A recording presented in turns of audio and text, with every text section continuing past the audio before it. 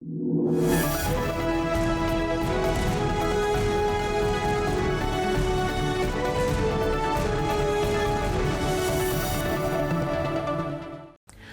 and welcome to Weekly Wrap, where we get you latest news and updates of top events from Cryptoverse that happened in the past week. I am Ruchi Sharma. And I am Vishakha Thakur.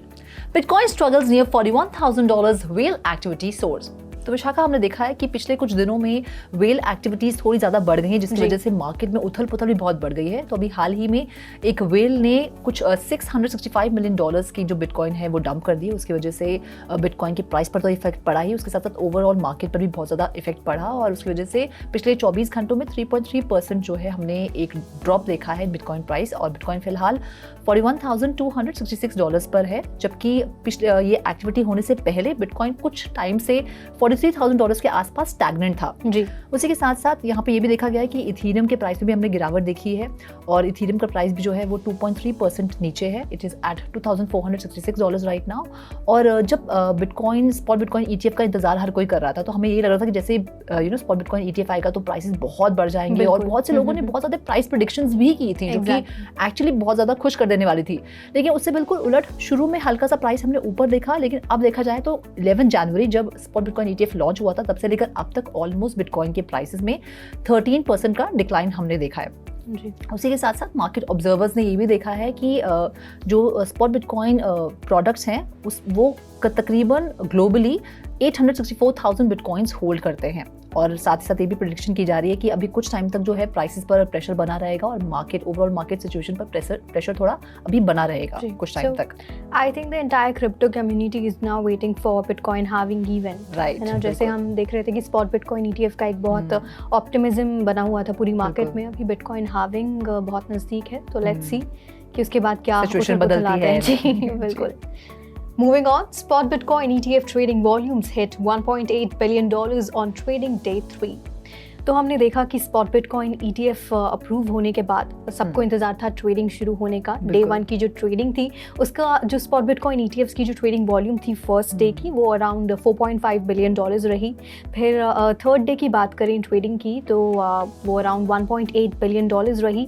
और तीनों दिन की अगर हम trading volumes देखें in total, तो वो रही अराउंड $10 बिलियन, जो कि काफ़ी अच्छी ट्रेडिंग वॉल्यूम है, लगातार बढ़ती भी जा रही है। एंड डे 1 से हालांकि थोड़ी कम हुई है डे 3 पे। और हमने देखा कि जो डे 1 में ब्लैक रॉक था, it was the top performer. और लेकिन डे 3 पे हमने देखा कि ग्रेस्केल अभी जो है लीड कर रहा है। ग्रेस्केल की जो ट्रेडिंग वॉल्यूम रही वो अराउंड $970 मिलियन रही। और वहीं बात करें ब्लैक रॉक की, तो अभी फिलहाल $370 मिलियन उसकी ट्रेडिंग वॉल्यूम रही। सो आई थिंक बहुत दिलचस्प होगा ये देखना कि जैसे जैसे दिन आगे बढ़ते जा रहे हैं ट्रेडिंग वॉल्यूम पर क्या असर पड़ता है।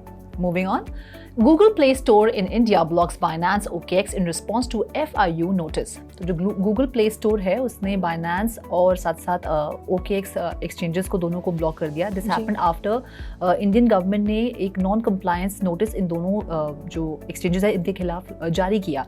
तो Google Play Store ने जब इन्हें ब्लॉक किया दोनों exchanges को, उससे पहले दिसंबर में ही Apple App Store भी इन दोनों ऐप्स को ब्लॉक कर चुका था।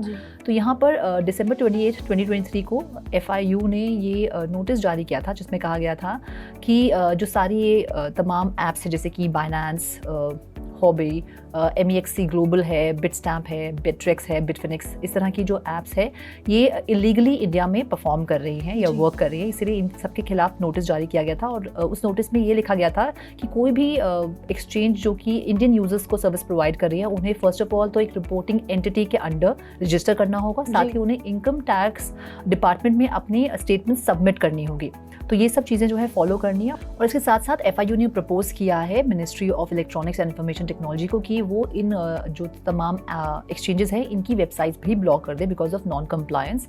और फिलहाल देखा गया है हालांकि चाहे एप्पल ऐप स्टोर ने और गूगल ऐप स्टोर दोनों ने OKX और बाइनेंस को ब्लॉक कर दिया है, लेकिन इनकी वेबसाइट्स अभी भी जो एग्जिस्टिंग यूजर्स हैं उनके लिए मतलब चल रही है, it's operational. So I think काफ़ी ज़्यादा मुश्किलों का सामना यहाँ ऑफशोर एक्सचेंजेस को करना पड़ रहा है, क्योंकि उनको कहा गया था कि वो अपनी एंटिटी को रजिस्टर करें इंडिया में, जो कि उन्होंने नहीं किया और कहा कि इलीगली काफ़ी टाइम से ऑपरेट कर रहे थे इंडिया में। So right, moving on, Indian crypto exchanges lure in Binance OKX investors after FIU ban. तो हमने जैसे डिस्कस किया कि अभी ऑफशोर एक्सचेंजेस उनको तो काफ़ी ज़्यादा मुश्किलों का सामना करना पड़ रहा है, लेकिन वहीं अगर हम इंडियन क्रिप्टो एक्सचेंजेस को देखें तो उनको काफ़ी फ़ायदा होने वाला है इन चीज़ों का, क्योंकि they are compliant and PMLA के जो भी लॉज हैं उनके तहत वो काफ़ी टाइम से ऑपरेट कर रहे हैं इंडिया में। लेकिन काफ़ी यूज़र्स क्योंकि टैक्स की वजह से उन्होंने ऑफशोर एक्सचेंजेस पे ट्रेड करना शुरू कर दिया था, लेकिन अब जब उनके URLs ब्लॉक हो गए हैं जिसमें बाइनेंस, हॉपी, OKX, क्रैकन ये सभी एक्सचेंजेस हैं, तो जो भी यूज़र्स हैं उनके लिए एक अच्छी अपॉर्चुनिटी इंडियन क्रिप्टो एक्सचेंजेस लेकर आई है, जिसमें कि वो ऐसी फी वेवर डील्स कुछ लेकर आई हैं जिससे उन्हें सीमलेसली या एफर्टलेसली वो अपने जो उनके एसेट्स हैं वो जी बिल्कुल ट्रांसफ़र कर सकते हैं इंडियन क्रिप्टो एक्सचेंजेस में। एंड यहाँ पे बात करें अगर हम कॉइन DCX की, which is top leading exchange, India's one of the leading exchanges in terms of trading volume, तो उन्होंने भी कहा था कि they have set aside $1 million in order to help users transfer the assets from offshore exchanges to Indian crypto exchanges और the compliant exchanges. And वहीं बात करें बायू कॉइन की, तो वो भी ऐसे they are providing and they have announce कि वो 0 fee ट्रांसफर्स दे रहे हैं for all the users who are willing to trade on the exchanges और ऑन the Indian exchanges. So I think काफ़ी अच्छी opportunity है for all the traders जो भी इंडिया में they are interested in trading in crypto. बिल्कुल. Moving on. Trump NFT sales surge 81% as Vivek Ramaswamy quit 2024 presidential race. तो यहाँ जो ट्रम्प की पहली NFT थी, ट्रम्प ट्रेडिंग कार्ड्स, उसमें हमने देखा 81% सर्ज आया इन सेल्स, और ये जो सर्ज आया इट कोइंसाइडेड विद विवेक रामास्वामी जो कि one of the presidential candidate थे फॉर 2024 इलेक्शंस। उन्होंने अपना कैंपेन बंद कर दिया, रिमूव कर दिया, तो उसके बाद हम देखा कि जो रुझान है वो कुछ ना कुछ डोनाल्ड ट्रम्प की NFTs की तरफ बढ़ा, उनकी तरफ बढ़ा। तो यहाँ पे जो उनकी फर्स्ट कलेक्शन थी उसमें उसकी सेल्स में 92% हमने एक जंप देखा, उनकी जो सेकंड कलेक्शन थी उसमें हमने उसकी सेल्स में 28% जंप देखा, और ट्रेडिंग वॉल्यूम में 141% जंप देखा। जो डोनाल्ड ट्रम्प जो पहले कभी NFTs या क्रिप्टो के बारे में हमेशा कुछ नेगेटिव स्टेटमेंट देते थे, उनका हमने देखा कि एकदम से इंटरेस्ट बहुत ज़्यादा NFTs के लिए बढ़ा इन दिसंबर 2022 जब उनकी पहली जो है NFT कलेक्शन आई। उसके बाद उन्होंने अपनी सेकंड कलेक्शन अप्रैल 2023 में रिलीज़ की, और अभी हाल ही में दिसंबर में उन्होंने अपनी थर्ड कलेक्शन जो है वो रिलीज़ की, यानी कि एक साल के अंदर कुछ 12 महीने के अंदर उन्होंने 3 NFT कलेक्शंस लॉन्च की है। तो पूरी तरह से कैश कर रहे हैं डोनाल्ड ट्रम्प यहाँ NFTs का जो क्रेज़ है और जो सक्सेस है उसको। But one can not depict कि डोनाल्ड ट्रम्प के माइंड में एक्चुअली क्या चल रहा है, जहाँ एक तरफ वो NFTs को सपोर्ट कर रहे हैं, वहीं दूसरी तरफ वो कहते हैं कि इफ़ ही गेट्स इलेक्टेड तो वो CBDCs को बैन करने वाले हैं, बिल्कुल भी सपोर्ट नहीं करने वाले। और जहाँ हम देख रहे हैं कि इतनी सारी जो कंट्रीज़ हैं दे आर सपोर्टिंग CBDCs, अपने अपने पायलट्स वो लेकर आ रहे हैं, वही वो कह रहे हैं कि CBDCs को बैन करेंगे। तो देखना होगा कि आगे और क्या क्या करते हैं, क्या क्या कहते हैं वो। Moving on, TCS launches new AI experience zone. तो हमने देखा है कि जब से AI has become the talk of the town और ट्रेंडिंग है, सभी जो टेक जायंट्स है वो पहले से ही AI बेस्ड सोल्यूशंस लेकर आते हैं, लेकिन जब से जनरेटिव AI का ट्रेंड आया है तब से वो अपने एम्प्लॉयज़ को भी अपस्किल कर रहे हैं, सो दैट आगे चलकर कोई भी सॉल्यूशन ऐसा बनाना पड़े तो कोई भी प्रॉब्लम ना आए, एंड सभी जो स्टाफ है अच्छे से ट्रेंड हो।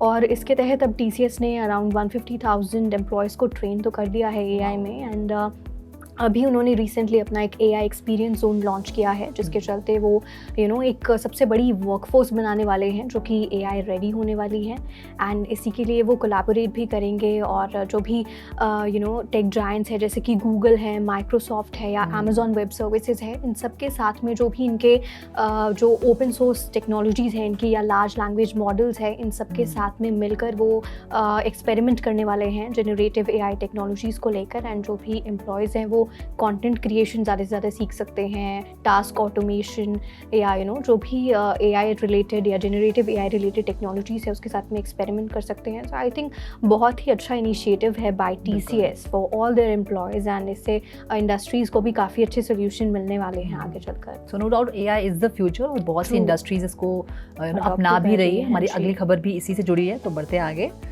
So moving on, Mercedes-Benz reveals NFT gallery and AI voice assistants in cars. तो Mercedes-Benz अपने जो इन कार वर्चुअल असिस्टेंट है उसको लेकर एक अपग्रेड वो लेकर आया, जिसका उन्होंने अनाउंसमेंट किया, जिसमें कि NFT गैलरी भी है और AI वॉइस असिस्टेंट भी है।